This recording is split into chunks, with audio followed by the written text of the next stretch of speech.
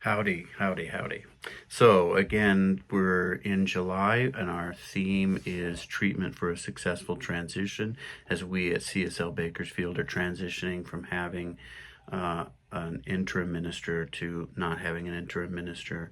And so we're using treatment, which is like affirmative prayer, as a structure to discuss transition. And today we're talking about the third step, which is the realization step. So we've already discussed the first step, which is recognition, where we recognize that God is all that is. The second step, which is unification, where we recognize that we are one with God. And the third step is realization, meaning to make real or to become fully aware of something as a fact. I think at one point this was called the declaration step.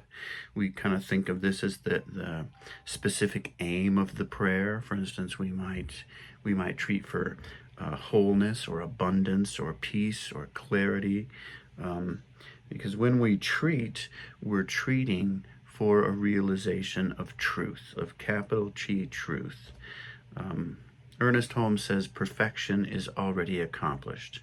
It was and is and will remain. The more completely you realize this, the more effective will be your mental treatments, because treatment is a conscious pronouncement about the spiritual self and its relationship to the universe or God. And of course, the spiritual self is an expression of God. The spiritual self is perfection. And so treatment is a conscious pronouncement about the spiritual self, as in, I know that the spiritual self is whole. I know it is abundant. I know it is peaceful. I know it experiences clarity. There is no confusion in the one. And so when we get to that realization step, we're simply realizing sort of what already is. So as I said, we talked about God. We talked about what I am. So now we're saying perfection is already accomplished. It's accomplished in God. It's through God, as God, which means it's accomplished in, through, and as me. It is accomplished in, through, and as the world. And this brings up, how can we reconcile what we see happening in this world that doesn't resemble perfection at all with sort of the truth that perfection is already accomplished.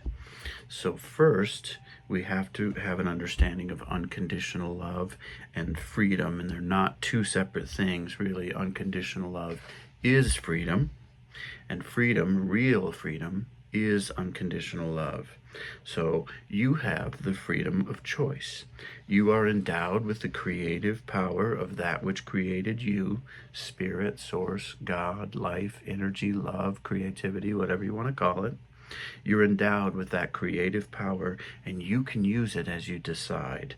So you can create a life that reflects what you truly are, right? Love, peace, joy, wholeness, harmony, creativity. And you can create a life that reflects what you are not, such as struggle, chaos, discord, resistance, threat, worry, suffering. You have the freedom of choice, and no matter what you choose, that which is your source remains your source, right? That which created you as itself remains the truth of what you are. And this is a very used metaphor, but you think of the depths of the ocean, how peaceful and calm and constant it is. This is the truth of who you are, and you can create storms that rage on the surface, right? Cause massive tidal waves and water spouts and hurricanes and just terrible unrest and chaos. But the truth of you remains still, peaceful, calm, and constant. This is freedom. This is unconditional love. In the Tao Te Ching, Lao Tzu tells us that for the master, things arise and she lets them go. She lets them come. Things disappear and she lets them go. She has but doesn't possess, acts but doesn't expect. When her work is done, she forgets it, and that is why it lasts forever. So she has, right, but she doesn't possess. This is unconditional love. Not like this, but like this, she has but doesn't possess. So the one I truly love may go, may do as they wish, and my love for them is unchanging. I do not cling, do not have requirements, do not have expectations. I let them go, I let them be as they are, because I know who they are, and I know who they are because I know who I am. This is freedom. This is unconditional love. Love that allows us to be in the world as we choose to be, because love knows who we are. Love knows that no matter what we do in the world, we cannot change what we are. Even if we attempt to completely turn away from the truth of who we are, right? Because this is perfect consistency, and perfect consistency sort of creates a guarantee. And part of that guarantee is we can't turn away from who we are, because love is all that is.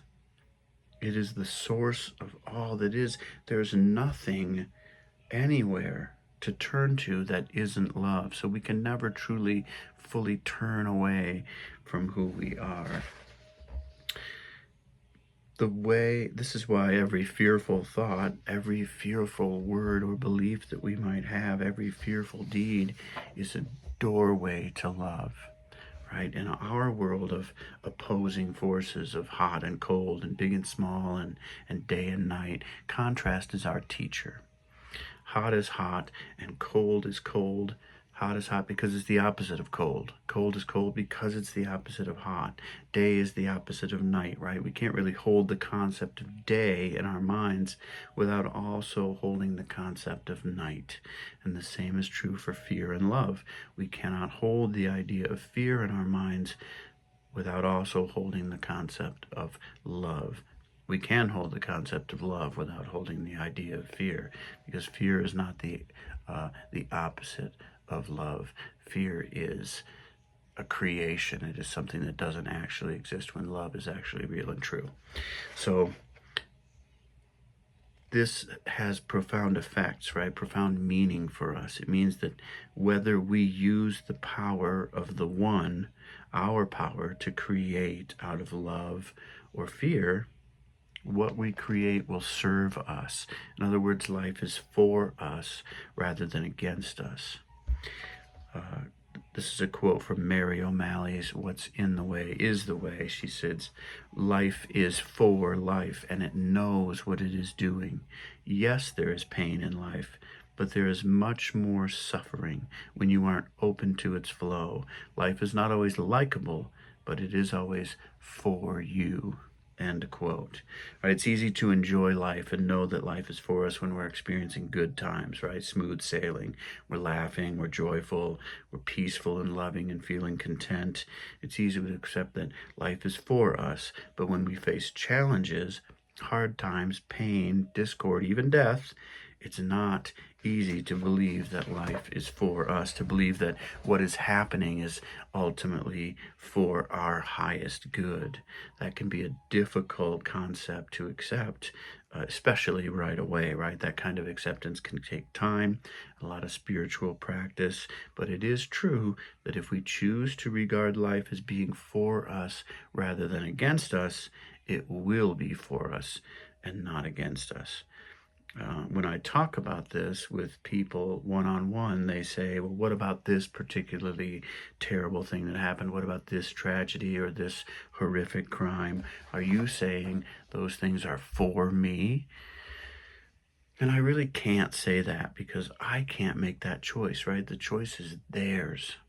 If they choose to face their lives with the belief that what happens is for them, then it will be.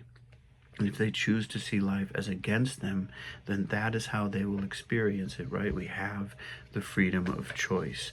I can look at my life and the things that have happened to me, and I can say, I know that all of this has been for my highest and best good. And if it's for my highest and best good, it is for everyone's highest and best good, because there's only one. So when we choose to see life as for us, we do not automatically live in bliss, right? In a world where everything happens exactly as we want it to, and there's no one ever gets hurt, and there's no death. There's still violence, there's still chaos, there's still death. The difference is When we choose to see life as for us, we don't resist violence, chaos, and death. We accept it because we don't resist. These things are not a struggle. There's still pain, right? There's still grief. There's still challenge. There's still struggle, but it's not suffering. It's not suffering, and these things are not seen as problems, so there's not suffering. It's just a part of life. Pain is a doorway to healing. Grief is a doorway to joy. Challenge is a doorway to ease. And we talked about this last week when we talked about, what am I? We talked about fighting. And fighting, resisting, this is a doorway to more resisting, more fighting. Surrender is a doorway to our natural state, our innate state. Surrender is a doorway to love and light and peace and joy and harmony and beauty and wholeness. Surrender is the result of the consciousness of oneness, right? Of recognizing that we're all one. And fighting is a result of a consciousness of separation. So what do I want? I want what is mine. I want life, love, joy, peace, harmony, wholeness, beauty, abundance. I want what I am. And I know that when I accept that I already have everything I could possibly need, I can have anything I want. The funny thing is, a lot of wanting fades away when I come to the realization that I already have everything I need, right? I want a new house, for instance, with more space, more rooms than I have now. I want a yard that has grass for my son David to play in. I want it to be in the neighborhood where he can ride his bike safely and play with his friends. I want my wife to have everything she wants. At the same time, I have right now everything I need. I'm happy right now, grateful right now, completely supplied right now. And so I know that I will have that house and my wife will have everything that she wants. My wants are not tied to a sense of lack. My wants are not tied to the idea that I'll finally be happy or satisfied or content, that everything will finally be okay when I have what I want, right? Everything is okay right now. I'm happy now, content now, satisfied now, and that tells me that I have accepted God is my source, and I know that by this acceptance, I can have anything I want. I used to say I wanted $33 million, right? Seriously, that was the amount. That was the amount that I calculated that I would need to be able to invest and then live comfortably off the returns. You see, I chuckle about it now because I don't need $33 million. I only need whatever money I need for what I want to do. I don't need more than that. I don't need money to make me feel happy or secure, safe. I would like for my wife to have $1 million. And I'll tell you why. That was her dream when she came to America. And I would love for that dream to be fulfilled, right? I'm happy now, secure now. But Spirit knows I want my wife to realize that dream. And she will. So when we treat for truth, for peace, clarity, wholeness, love, harmony, beauty, abundance, all those things that are innate in us, meaning inborn in all of us. So what do I want? Excuse me, I want truth. I want what I already have. You might want me to slow down when I speak. I'm trying to get this talk in under 15 minutes. That's why I'm speaking so fast. So what does this mean in terms of our transition at CSL Bakersfield, where we're transitioning from having an interim minister to not having an interim minister? What does that mean for us going forward? It means that we're going to experience at CSL Bakersfield what we choose to experience. So let's choose to know that life is for us. Let's choose to experience that which we truly are. Let's choose to experience joy, peace, love, abundance, beauty, diversity, wholeness, creativity, eternal growth and expansion. Let's know that this will be our experience by knowing that it is our experience, by knowing that life is for us and not against us, that love is for us and not against us. That is what I want. And so it is, and so it will be.